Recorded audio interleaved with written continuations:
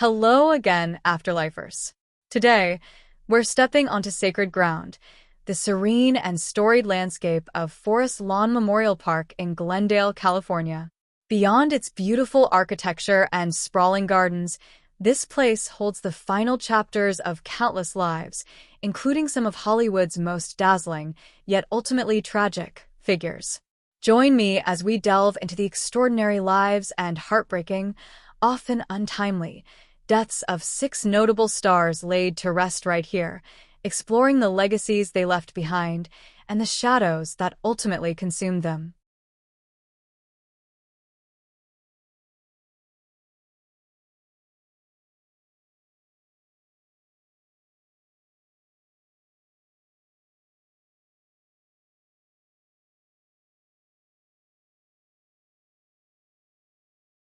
Born Ingeborg Myrtle Elizabeth Erickson in Chicago on August 22, 1910, the future silent film star known as Lucille Rickson entered the world.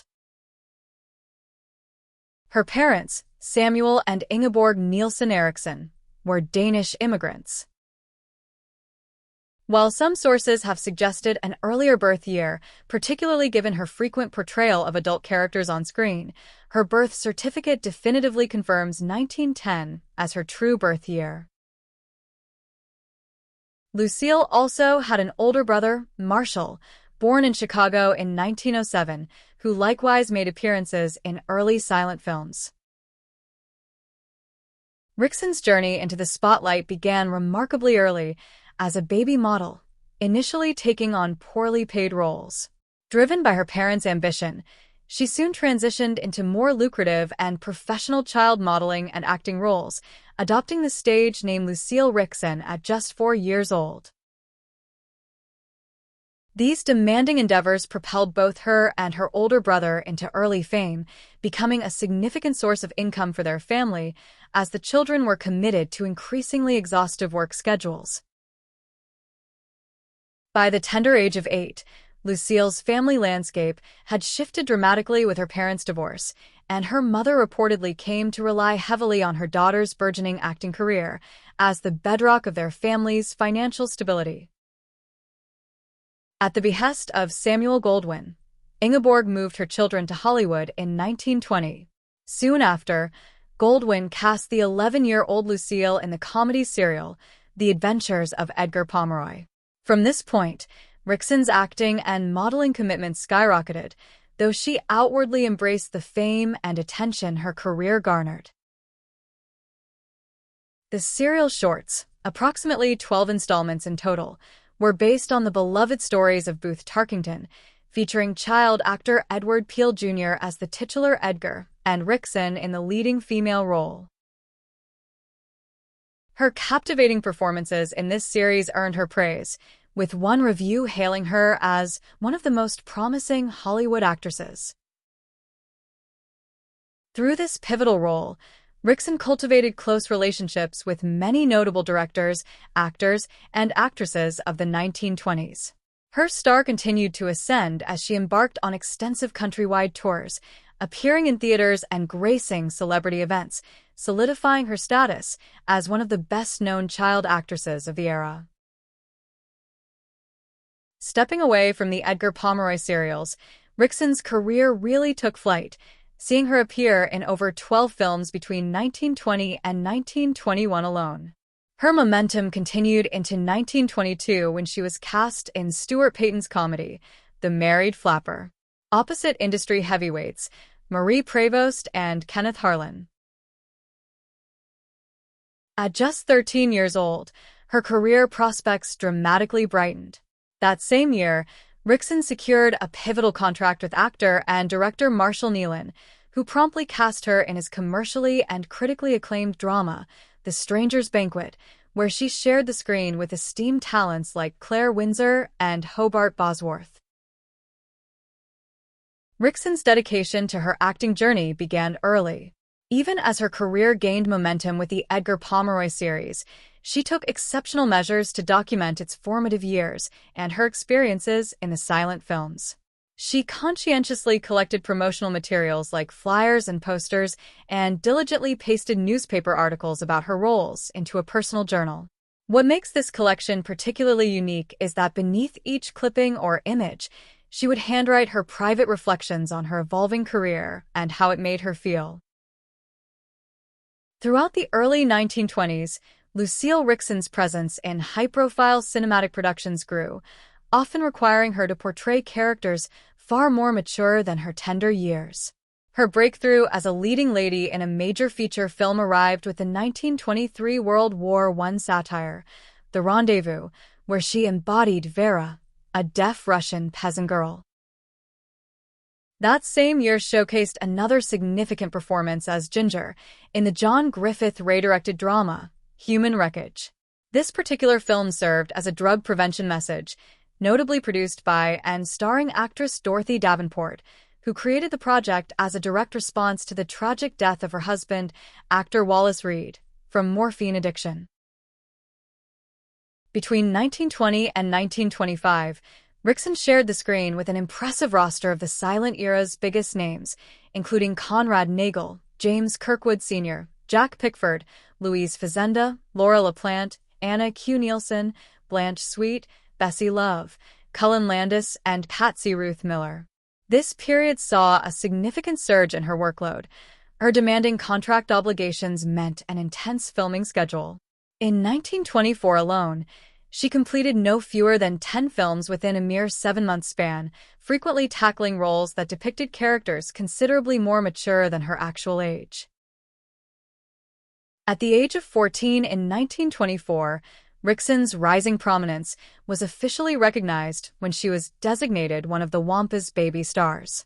This annual promotional initiative by the Western Association of Motion Picture Advertisers in the United States celebrated 13 young women considered to be on the verge of cinematic fame. Among the other promising actresses honored that same year were Dorothy MacHale and Clara Bow. While shooting the Del Andrews-directed comedy, The Galloping Fish in 1924, where she portrayed the lead character's wife opposite Sidney Chaplin and Louise Fazenda, Rickson's health began to fail. Though she had taken on prominent roles in 10 films that year, including the popular drama, The Painted Lady, with George O'Brien and Dorothy MacHale, her condition deteriorated significantly by early 1925, leading to a diagnosis of tuberculosis. Compounding her illness, her father disappeared during this difficult period. Rickson's final on-screen appearance was in The Denial, a drama filmed in 1924 and released in early 1925, co-starring Claire Windsor and William Haynes. In her final months, Rickson remained confined to her bed. Her heartbroken mother, Ingeborg, kept a constant vigil at her side, sternly demanding that both the press and all of Rickson's industry contacts cease communication until her daughter recovered. Despite this, film director and screenwriter Paul Byrne faithfully visited Rickson each week, bringing her flowers and reading magazines to her while holding her hand. In a devastating turn of events in late February 1925, Rickson's devoted mother suffered a fatal heart attack, collapsing onto her bedridden daughter. Following this profound loss, Rickson was cared for by compassionate members of the movie community, notably Paul Byrne and actress Lois Wilson. Tragically, Lucille Rickson passed away just 2 weeks after her mother, on March 13, 1925, at the age of 14. Following Rickson's untimely passing, extensive media coverage focused on the cause of her illness, widely attributing it to a severe combination of malnutrition and exhaustion. Reports detailed how she had worked virtually nonstop for 12 years, often under substandard conditions, driven by the persistent demands of both her mother and her agents. The Rickson family doctor corroborated this assessment prior to her death, stating, "She crowded too much work into too short a time and overtaxed her capacities. Other youthful stars have done the same thing. The result is that she has had a complete physical and nervous collapse, so complete that she has not rallied from it as she should." Ultimately, Rickson's tragic demise was frequently cited as a cautionary tale, serving as a stark warning to parents against the exploitation of their children for the sake of showcasing talent. Lucille is interred in the Great Mausoleum, Dahlia Terrace, Corridor of Vistas, Columbarium of Hope, niche 6707.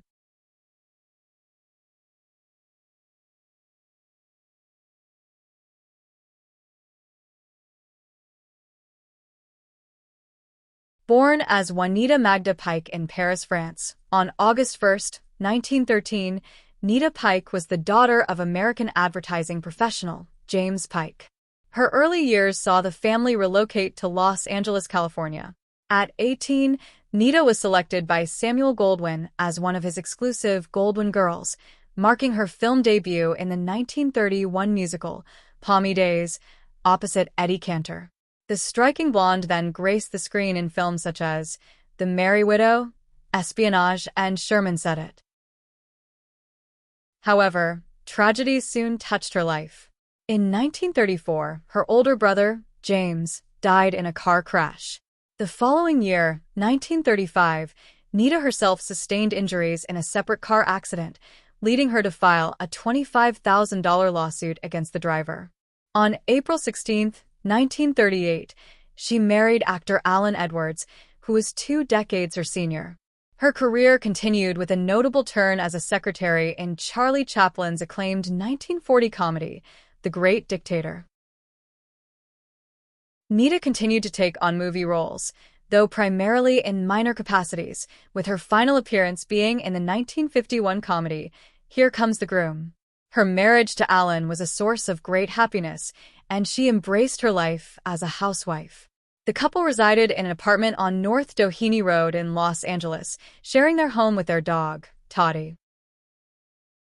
Devastation struck Nita on May 8, 1954, when Alan passed away from natural causes.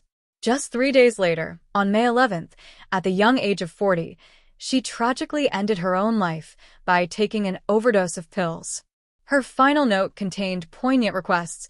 Please give Toddy to Dorothy and Harry Bloomfield.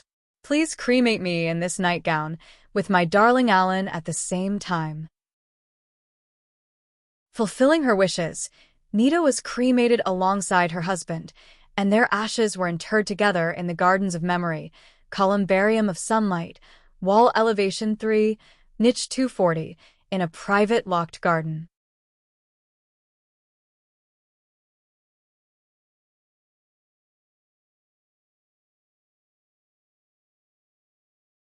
Born in Portland, Oregon, on April 26, 1916, Helen Marguerite Burgess was the daughter of Frank T. and Estella Fanny Burgess. Her father served as a district agent for the Metropolitan Life Insurance Company of New York, a role that led her family to primarily settle in Tacoma, Washington, after his transfer from Portland to Seattle. She also shared her childhood with a younger sister, Mary. A shy child, Burgess began her education at the Annie Wright School in Tacoma. In 1926, her family made another significant move, this time to Los Angeles, California. There, she continued her studies, attending both Los Angeles High School and later University High School. It was during this period that her true aspirations began to solidify, leading her to enroll in Clark's Los Angeles Dramatic School, where she dedicated herself to nurturing her ambition of becoming a captivating stage actress. While gracing the stage in the Los Angeles production of The Seventh Year, Burgess caught the discerning eye of Jack Merton, a talent scout for Paramount Pictures. Her visit to the studio proved pivotal.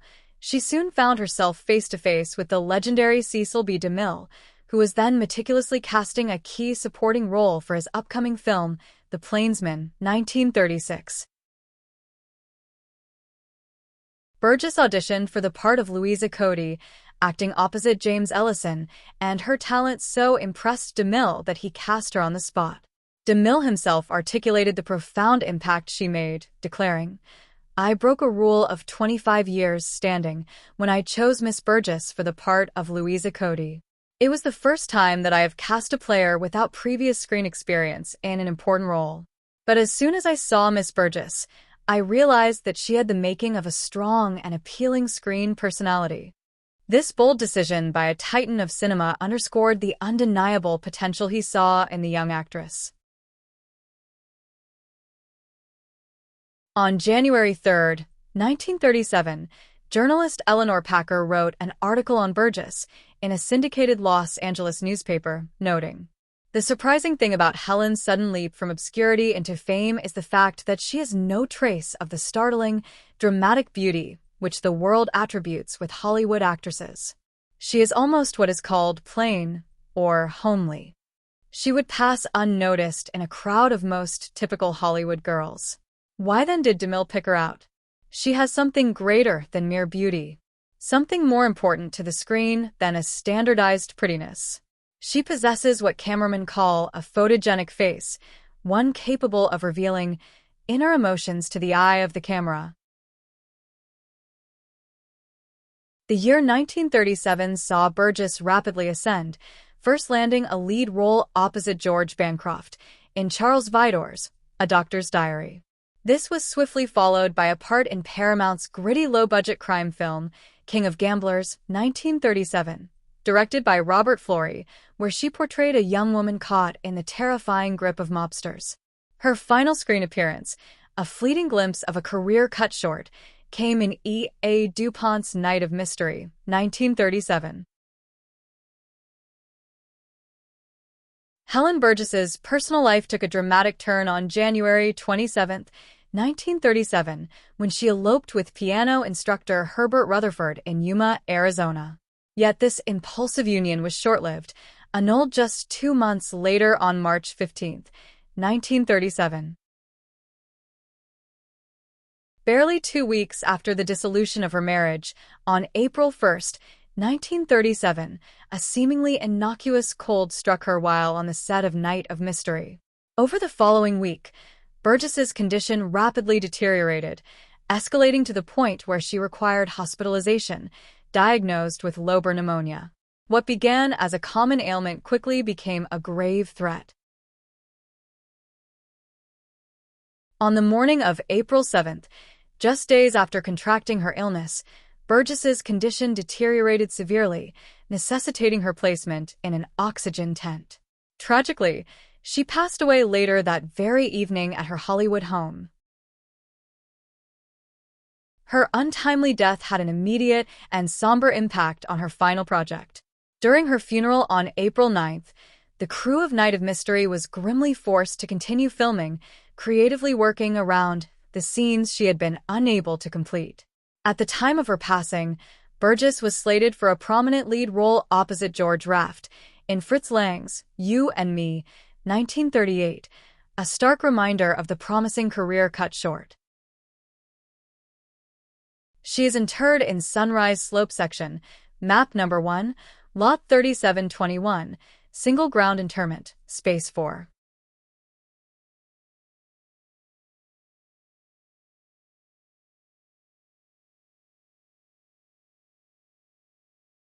Born on May 31, 1910, on a ranch in Cardston, Alberta, George Monroe Wolfe arrived into a world steeped in equine passion. His mother, a former circus trick rider, and his father, a rodeo competitor, ensured horses were an inherent part of his upbringing. Young Wolfe was practically raised in the saddle, learning to ride as a child. By his teenage years, he was already a seasoned competitor, taking part in horse races and rodeo events across Alberta and Montana. His destiny, it seemed, was always tied to the thunder of hooves. Wolfe carried a rich and varied ancestry. His mother, Rosina Parker, hailed from Wales, with her own mother originating from England. On his paternal side, his father, Frank Henry Wolfe, was a true pioneer, born in Utah before 1869 and establishing himself in Alberta, Canada, before 1890. The Wolfe lineage stretched back even further to Peter Wolfe, an early New York settler who immigrated from Germany. Beyond these direct lines, George was connected to notable historical figures through his Newell and Olmsted relatives. He was related to Robert Duck Newell, mountain man and trapper. and also to Charles O. Card, the very founder of Cardston, Alberta, the town where George himself was born. This diverse tapestry of heritage underscored the unique path George Wolfe would forge.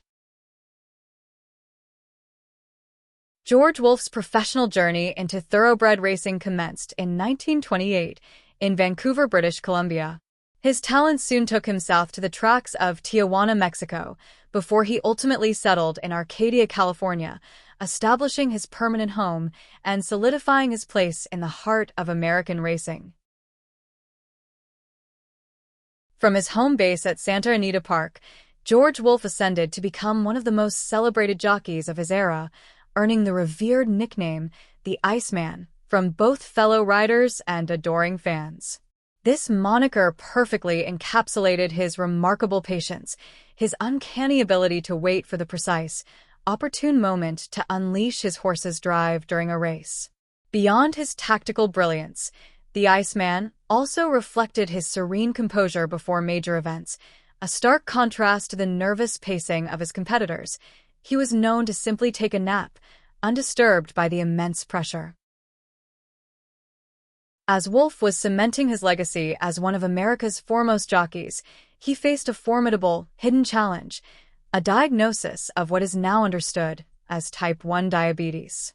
This revelation arrived at a critical juncture in medical history, just a few years prior, before the life-altering discovery of insulin. Such a diagnosis would have been an automatic death sentence. Given the rudimentary state of diabetes management in the 1930s and 1940s, Wolfe's condition necessitated meticulous control over his weight. Unlike other jockeys who might resort to drastic measures, he had to carefully regulate his physique to avoid the perils of rapid dieting, a constant, silent battle beneath the silks of the Iceman. Wolfe's unparalleled racing success afforded him a unique advantage. He could be highly selective with his mounts. Unlike many jockeys who might ride as many as 1,000 races annually, Wolfe accepted only a few engagements each week, competing in just 150 to 200 races per year. This strategic approach, combined with his unwavering commitment to maintaining peak physical condition for years, allowed him to maximize his impact. Despite his comparatively limited number of races and a career that was, by many standards, relatively short, Wolfe's talent was undeniable. He amassed an impressive 97 major stakes victories across the United States. His triumphs included prestigious wins in the Hollywood Gold Cup Stakes, the American Derby, and an extraordinary feat of 3 consecutive victories in the Belmont Futurity Stakes. Wolfe etched his name into racing history in 1935 when he guided Azucar to victory in the inaugural $100,000 horse race, the Santa Anita Handicap. In a stunning display of skill, they triumphed over formidable contenders like Equipoise and 20 Grand. While a win at the Kentucky Derby eluded him twice with second-place finishes, Wolfe ultimately captured the 1936 Preakness Stakes, further solidifying his reputation as a champion rider. George Wolfe's legacy is perhaps most vividly cemented by his masterful tactical performance in the iconic 1938 match race. There, he guided Seabiscuit to a stunning victory over the heavily favored U.S. Triple Crown champion, War Admiral, in the Pimlico Special at Baltimore. This triumph was famously achieved with strategic advice from his friend, Seabiscuit's regular jockey, the injured Red Pollard. When later asked to name the finest racehorse he had ever ridden, Wolfe's answer was immediate and unequivocal: Seabiscuit. On January 3, 1946, during the 4th race at Santa Anita Park, tragedy struck the racing world. As George Wolfe rounded the clubhouse turn aboard his mount, Please Me, he suddenly fell from the saddle. Though he suffered a concussion and was immediately hospitalized, he tragically died the following day. The mystery surrounding his fall deepened, as neither the jockeys in the race nor the track stewards reported witnessing any incident that would have caused such an abrupt dismount. Consequently, most observers have concluded that Wolfe's lifelong battle with diabetes likely played a role, speculating that he may have suffered a dizzy spell or fainted, leading to his fatal fall. His passing left a profound void in the sport he so greatly influenced. George Wolf's tragic passing left an indelible mark on horse racing, directly leading to the introduction of the Caliente safety helmet, which is now mandatory riding equipment for jockeys worldwide. Beyond this crucial safety innovation, his death resonated deeply with the public.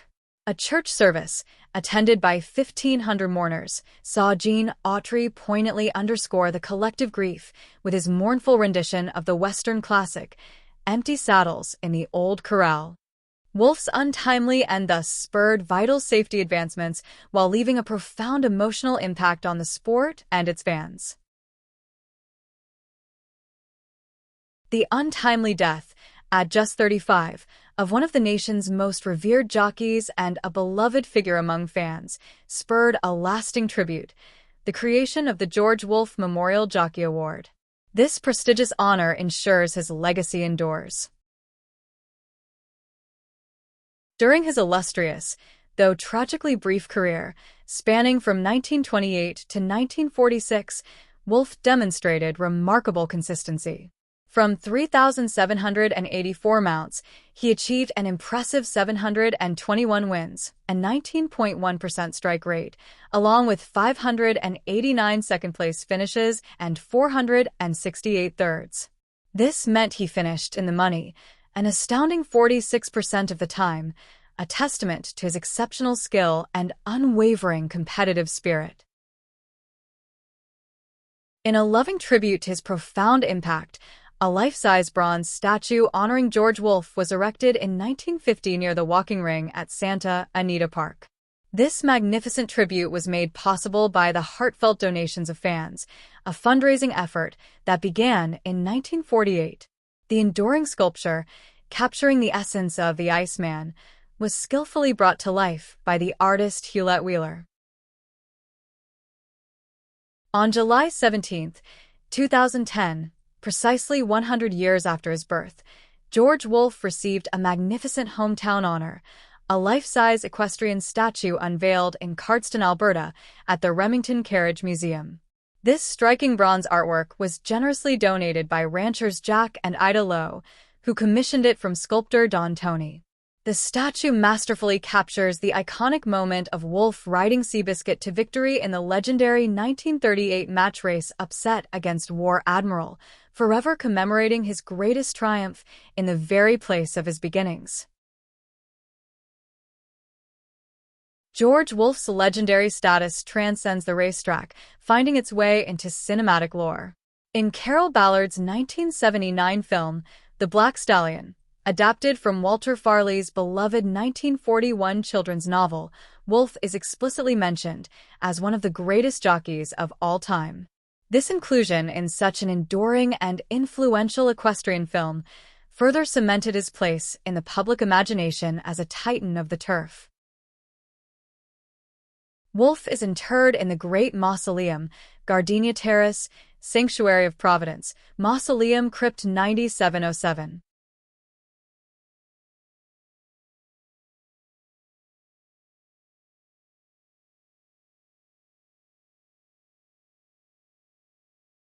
Born in Hart, Moselle, Britain on May 2, 1912, this remarkable American talent carved a unique path through the entertainment industry. She was not merely an actress, but also a skilled casting director, a sharp-witted newspaper columnist, and a gifted songwriter. The daughter of Mr. and Mrs. A.V. Britton, she honed her intellect at Classen High School before embarking on her adult life. Her journey into the glittering world of Hollywood began not on screen, but behind the scenes, as a secretary in the Columbia Studio casting office. It wasn't long, however, before her talent was recognized, leading to her being signed to an acting contract. Taking her gifts to the stage and billed as Moselle Britton, she captivated Broadway audiences. She brought the character of May to life in Alley Cat, 1934, and later charmed as Linda Roberts in Separate Rooms, 1940. showcasing a versatility that hinted at the multifaceted career she would cultivate. Britten's promising acting career was tragically derailed by a severe car accident in 1939 when they were hit head-on by another car. Britten's husband, actor Alan Dinehart, narrowly avoided being impaled from the broken steering wheel, thanks to his wearing a heavy wool overcoat at the time. The injuries Britten sustained were so profound that, despite undergoing extensive plastic surgery and subsequent psychological counseling, she never fully recovered, casting a long shadow over her future performances. At the tender age of 41, Moselle Britten's remarkable life concluded at the Good Samaritan Hospital in Los Angeles, where she had been undergoing treatment for a heart ailment. According to her sister, Mrs. Alamay Jing, Britten's tireless dedication ultimately hastened her demise, citing overwork as a contributing factor. At the time of her passing, she had been meticulously preparing a benefit show in San Diego for the American Cancer Society. She rests alongside her husband, entombed together in the Great Mausoleum, Sanctuary of Golden Slumber, c. 13930. Moselle Britten is also remembered as the mother of actor Mason Allen Dinehart.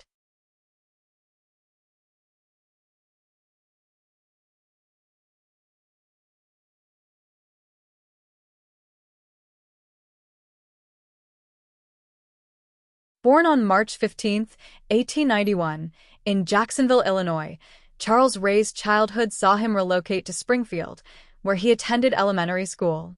His journey later led him to Glendale, California, for a period before he ultimately settled in Los Angeles to complete his education. Ray's entry into the performing arts began on the stage, but by December 1912, he transitioned to film. He started working as an extra in silent shorts for director Thomas A. Chintz, gradually progressing from minor appearances to more substantial supporting roles. Ray's pivotal moment arrived in 1915 when he garnered significant attention, co-starring alongside Frank Keenan in The Coward, one of his earliest full-length features. This historical drama, set during the American Civil War, achieved considerable success at the box office, with critics particularly commending Ray's distinctive mannerisms and his remarkably natural acting style. Ray's appeal surged as he starred in a string of upbeat silent comedy features, frequently typecasting him in youthful parts. He often portrayed wholesome, somewhat unsophisticated country bumpkins whose innocent charm and cunning would thwart villains and win over the leading lady. By March 1917, his career advanced significantly when he signed with Paramount Pictures, resuming his collaboration with director Thomas A. Chintz. By 1920, Ray had achieved both critical acclaim and commercial success, commanding an impressive salary reported at $11,000 per week, a sum equivalent to roughly $173,000 in today's money. As Ray's public appeal swelled, a less favorable reputation began to circulate within Hollywood circles, that of a difficult and egomaniacal personality. In 1920, this contentious nature led to his abrupt departure from Paramount Pictures, after studio head Adolf Zukor denied him a significant pay increase. Zukor later reflected on this in his autobiography, The Public is Never Wrong, noting Ray's problematic ego and conduct, and stating he believed Ray, quote, was headed for trouble and I did not care to be with him when he found it. Undeterred, Ray quickly leveraged his substantial fortune to establish his own venture, Charles Ray Productions. He acquired a studio on Sunset Boulevard in Los Angeles, currently known as the Cassette Studios, with ambitious plans to produce and film his own cinematic projects. Ray's inaugural independent venture, 45 Minutes from Broadway, premiered in August 1920. While it achieved moderate success, it didn't quite match the commercial highs of his earlier works. A significant milestone followed in February 1921 with The Old Swimming Hole, a film he both produced and starred in. This particular feature holds the distinction of being the first full-length American silent movie to entirely forego intertitles for plot progression. Critics lauded its unconventional approach and its easily digestible storyline, which proved comprehensible without textual assistance. Ray's convincing performance, despite the absence of intertitles, also earned considerable praise. However, despite this critical acclaim, the film's theatrical run was limited, primarily confined to larger cities where more sophisticated audiences were perceived as being more open to experimental cinematic concepts, largely due to Ray's portrayal of a country bumpkin character. By February 1922, he secured a long-term contract with United Artists. By the time Charles Ray inked his deal with United Artists, he had developed a clear weariness for the comedic, country bumpkin, and juvenile roles that had defined much of his career. Determined to reinvent his on-screen persona into that of a sophisticated romantic lead, Ray decided to produce an ambitious historical drama. His chosen source material was Henry Wadsworth Longfellow's 1858 narrative poem, The Courtship of Miles Standish, which recounts a love triangle among early American settlers John Alden, Miles Standish, and Priscilla Mullins. In November 1922, Ray publicly announced his intention to portray the central role of John Alden, declaring, "There will be immense satisfaction to me in playing a real character, not the puppet of some author's invention." This marked a significant shift in his artistic aspirations. Screenwriter Frances Marion, in her book, Off with Their Heads, a serious comic tale of Hollywood, recounts that numerous individuals tried to talk Ray out of pursuing this project, citing that elaborate costume dramas were simply not drawing audiences at the box office then. However, Ray disregarded this counsel. After failing to secure financial support from any major studio, he personally invested $500,000 of his own funds, a sum equivalent to approximately $9,228,000 in today's money, to finance the film himself. Production on The Courtship of Miles Standish commenced in January 1923 at his namesake studio on Sunset Boulevard. Production expenses rapidly spiraled as Ray spent without restraint. Beyond a $65,000, roughly $1,200,000 today, 180-ton replica of the Mayflower, meticulously crafted with a mechanism to simulate stormy seas, Ray also commissioned the construction of full-sized log cabins exclusively for exterior shots. By the time filming concluded, Ray had poured all his savings, nearly $2 million, approximately $36,910,000 today, into the project and secured additional funds through loans at a staggering 30% interest rate to see the film to completion. The movie's final budget was estimated to be a monumental $3 million, around $55,365,000 today. Despite garnering some critical praise, largely for its cinematography, The Courtship of Miles Standish, released on December 30th, 1923, met with a lukewarm reception overall and proved to be a significant box office failure. Ray consequently lost his entire personal investment in the project, and the film's poor performance swiftly eroded his widespread popularity. Thomas Ince, an early collaborator in Ray's career, attempted to aid him by casting him in the 1924 drama Dynamite Smith, directed by Ince's brother, Ralph. However, this effort did little to revive Ray's diminishing appeal. Although he continued to appear in films through the 1940s, Ray never recaptured his former stardom, spending the remainder of his career largely relegated to minor supporting parts and uncredited extra work. By December 1925, Charles Ray was forced into bankruptcy, facing a barrage of lawsuits from over a dozen creditors for outstanding debts and unpaid taxes. His own production company also formally declared insolvency. Actress Jane Novak later reflected that Ray's wife, Clara Grant, whom he married in November 1915, significantly contributed to his inflated ego and profligate spending. Their life together was one of staggering luxury. They inhabited an opulent Beverly Hills estate, adorned with gold doorknobs, multiple lacquered pianos, and bathrooms featuring black marble bathtubs with gold fixtures, and even a full-size tree, crafted from semi-precious stones. Their lavish lifestyle was supported by a considerable staff of servants and a garage filled with high-end automobiles. Grant herself indulged in extravagant dresses, refusing to wear them more than once, and famously traveled in a Rolls-Royce with an ermine rug covering its floor. In a remarkable display of their detached reality, the day before Ray's bankruptcy filing, the couple hosted a dinner party at their home, reportedly costing a staggering $30,000, with each guest attended by a personal butler. Film executive Pat Powers, who witnessed this surreal event, recalled asking Ray, "How can you do this if you're going bankrupt tomorrow? Who's going to pay the bills?"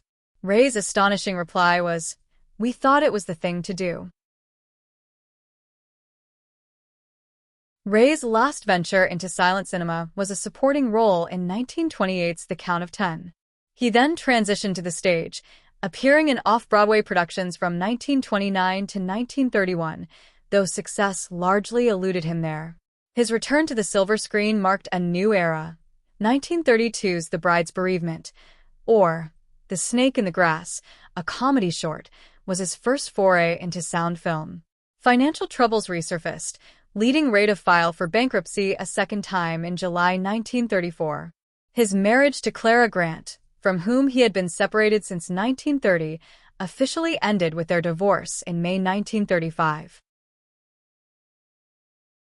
In a bid to generate income and reignite his career, Ray turned to writing. 1935 saw the release of his collection of short stories, Hollywood Shorts. Then, in September 1936, he launched his own publication, Charles Ray's Hollywood Digest. This magazine offered a diverse mix of humorous anecdotes and jokes, alongside film reviews, industry news, and editorial pieces contributed by notable figures like Melvyn Douglas, Groucho Marx, and Cecil B. DeMille. In its inaugural issue, Ray penned a story that directly satirized the then-influential gossip columnist Walter Winchell, titled, "Is Winchell a Heel?" using heel as slang for a despicable person. Despite these efforts, the magazine proved short-lived, folding in 1937 after only 2 issues, reportedly due to insufficient public interest. Ray eventually resumed film work, reportedly earning a meager $11 per day as a featured extra.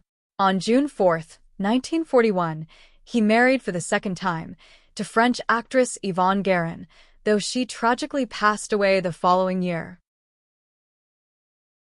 Throughout his declining years, Ray grappled with persistent poor health, yet he continued to take on minor roles.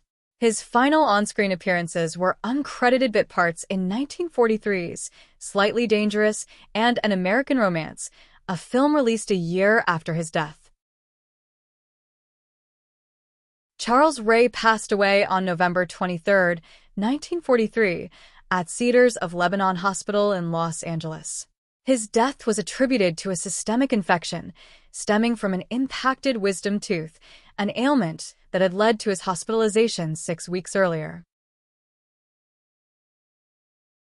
He is interred in the Whispering Pines section, map number 3, lot 672, single ground interment, space 3, in an unmarked grave. In recognition of his impact on the motion picture industry, Charles Ray was honored with a star on the Hollywood Walk of Fame on February 8, 1960. His star can be found at 6355 Hollywood Boulevard. Thanks so much for tuning into today's video.